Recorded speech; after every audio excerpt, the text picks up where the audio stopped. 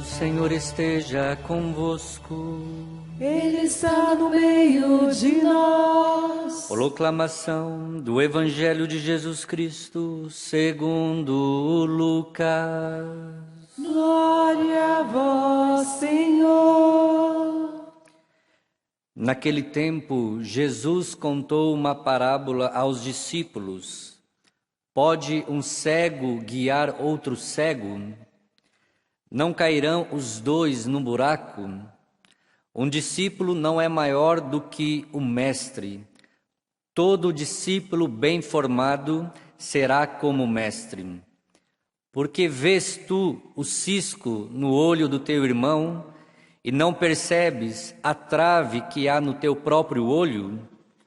Como podes dizer a teu irmão: irmão, deixa-me tirar o cisco do teu olho, quando tu não vês a trave no teu próprio olho? Hipócrita, tira primeiro a trave do teu olho, e então poderás enxergar bem, para tirar o cisco do olho do teu irmão.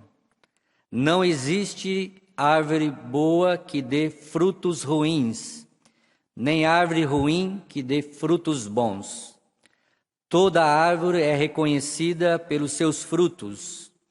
Não se colhe figos de espinheiros, nem uvas de plantas espinhosas.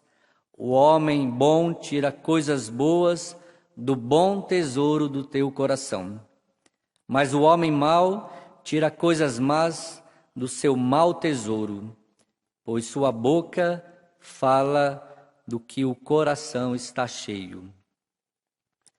Palavra da salvação. Glória a vós, Senhor. Cantemos o refrão dos Salmos para acolhermos a palavra de Deus.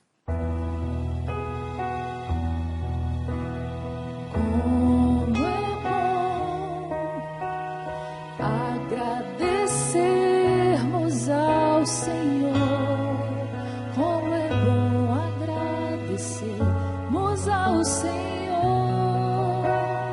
Como é bom agradecermos ao Senhor.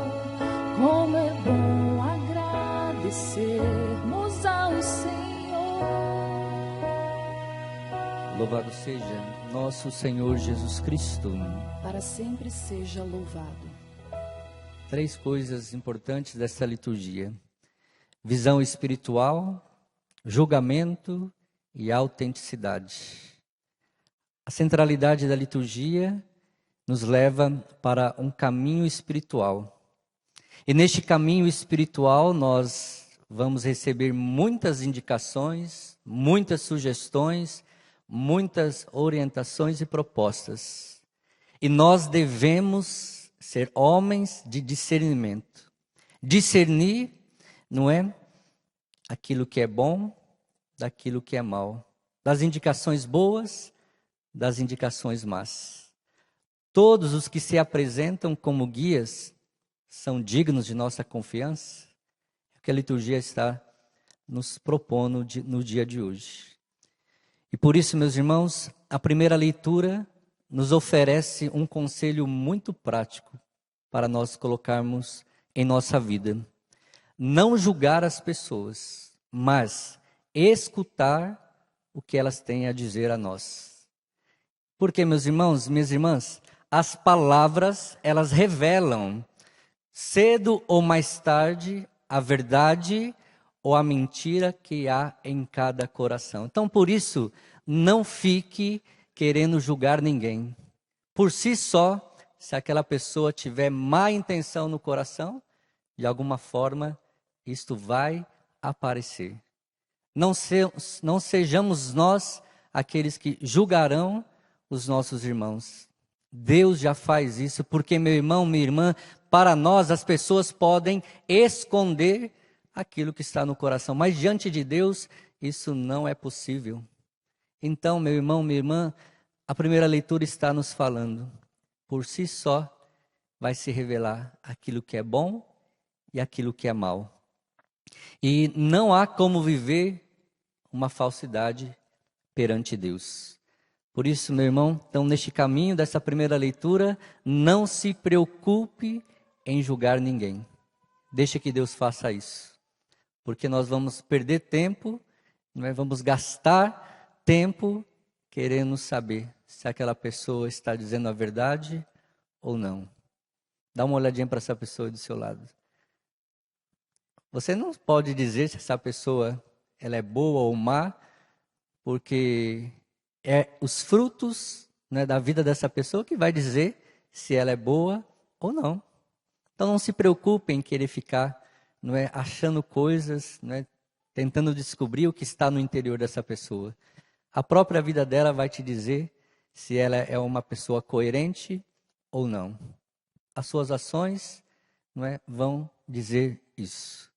E a segunda leitura, Paulo nos fala sobre a ressurreição dos mortos, ou seja, ressurreição como vida plena, meta final daqueles que são orientados por Jesus e vivem de acordo com o Evangelho. Só ressuscitará para uma vida nova aqueles que vivem de acordo com o Evangelho. Ou seja, a primeira leitura vai completar a segunda. São o bom comportamento de cada pessoa que vai levar ela ou não a ressuscitar em Cristo Jesus. Existem dois caminhos que nós vamos viver. Ou é para o céu, ou é para o inferno. Não tem como, meu irmão, não tem como, minha irmã. A ressurreição dos mortos, a ressurreição para a vida eterna, são para aqueles que vivem de forma coerente o Evangelho. Desculpe, mas existem muitas pessoas que se dizem cristãos, mas não vivem de acordo com o Evangelho. Está na palavra de Deus. Existem os bons pastores, os maus pastores, os bons cristãos, os maus cristãos. E é isso que nós precisamos, meus irmãos, olhar para a nossa vida. Como eu estou vivendo o Evangelho? Você deve viver o Evangelho pautado no amor. Amar todas as pessoas que Deus colocar na sua vida, até mesmo aquelas chatas, não é? Aquelas que não é, tira a nossa atenção do céu, que vai ali fazendo coisas que vai não é, nos atrapalhando. Você precisa amar essas pessoas. Não é? Domingo passado Jesus disse: amai os vossos inimigos, abençoai os que vos perseguem, não pagueis o mal com o mal, mas paguei o mal com o bem. É isso que nós precisamos viver para chegar à ressurreição. Por isso, meu irmão, minha irmã, não se preocupem em querer ficar olhando para a pessoa do seu lado. A salvação, ela é individual. Cada um vai prestar contas. Cada um vai ter um juízo particular no fim dos tempos, quando o Senhor vier na sua segunda vinda, ou nós passarmos dessa vida para a vida eterna ou para a condenação eterna. Nós vamos nos apresentar diante de Deus e tudo aquilo que possa estar escondido diante, né, das pessoas vai ser revelado diante de Deus. E por fim, meus irmãos, o Evangelho. Algumas palavras-chave que o Evangelho nos traz. Guia cegos, árvore boa, coração do homem. Mas, meus irmãos, minhas irmãs, para viver aquilo que o Evangelho nos pede, de não ficar tomando conta da vida do outro, é preciso ter simplicidade. E essa simplicidade nos leva a uma autenticidade. Ser simples é ser verdadeiro, é viver sem máscaras, é viver sem pretensões, é viver com sinceridade diante de Deus. É nos permitir se apresentar diante de Deus como somos, com nossas fragilidades e com nossas fraquezas. Por fim, meus irmãos, minhas irmãs, a parábola do cego que o Senhor nos traz. O que é este cego, esses guias cegos que Jesus nos fala? É a falta de discernimento espiritual. Dá mais uma olhadinha para essa pessoa do seu lado aí.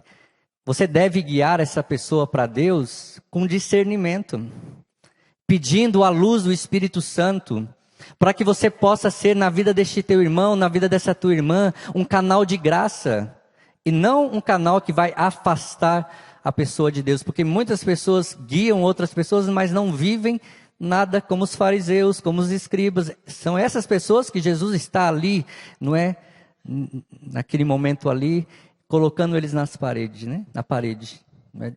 Alertando os discípulos, cuidado com aqueles que não têm discernimento. e que vai nos levando para o buraco. E aí, meu irmão, essa questão do cego é a importância de sermos guiados por alguém que tenha visão, que tenha entendimento, que tenha discernimento. E depois, meus irmãos, a necessidade de boa conduta. Antes de corrigir as pessoas, eu preciso me examinar. Será que eu não estou sendo pior que aquela pessoa? É nisso que você precisa fazer o discernimento. É isso que Jesus está falando no Evangelho. Trave e cisco, o que significa? Reconhecer as nossas próprias limitações, as nossas próprias falhas, antes de apontar as falhas dos outros. E não é assim que nós vivemos muitas vezes? Não temos coragem de olhar as fraquezas que temos no coração, mas temos a facilidade e a grande facilidade de ficar olhando para a vida do outro. Desculpe, meu irmão, minha irmã, Jesus falou, e aqui eu me incluo, e se você estiver assim, também se inclua quando Jesus diz hipócrita.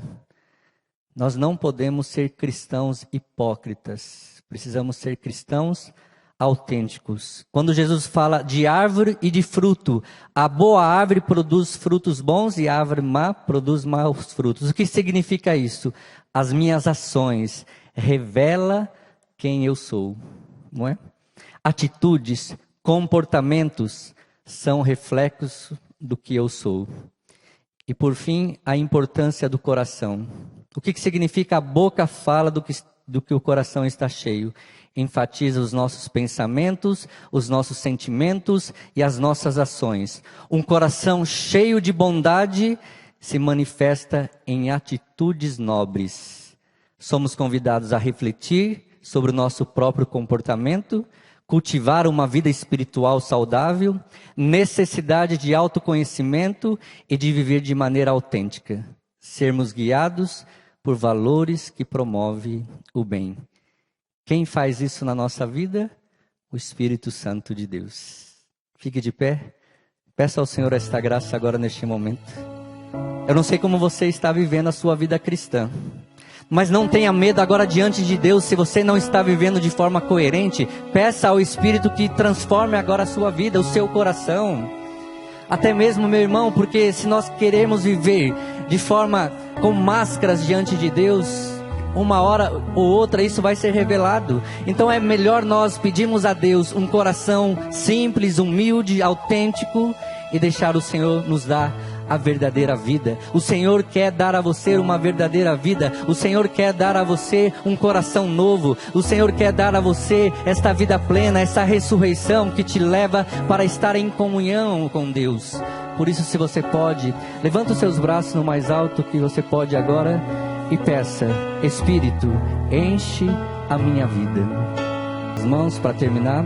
E no momento que nós vamos falar o meu coração, coloco diante do altar. Você vai colocar a mão no seu coração e vai colocar o seu coração aqui no altar do Senhor, porque a boca fala do que o coração está cheio.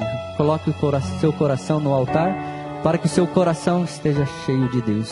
Para terminar, as minhas mãos, Senhor, que tudo aquilo que nós cantamos e a sinceridade do nosso coração que nos apresentamos diante de Ti, o Senhor possa nos dar verdadeiramente um novo coração, para que no fim dessa peregrinação terrestre possamos chegar à ressurreição, à vida eterna, à vida plena.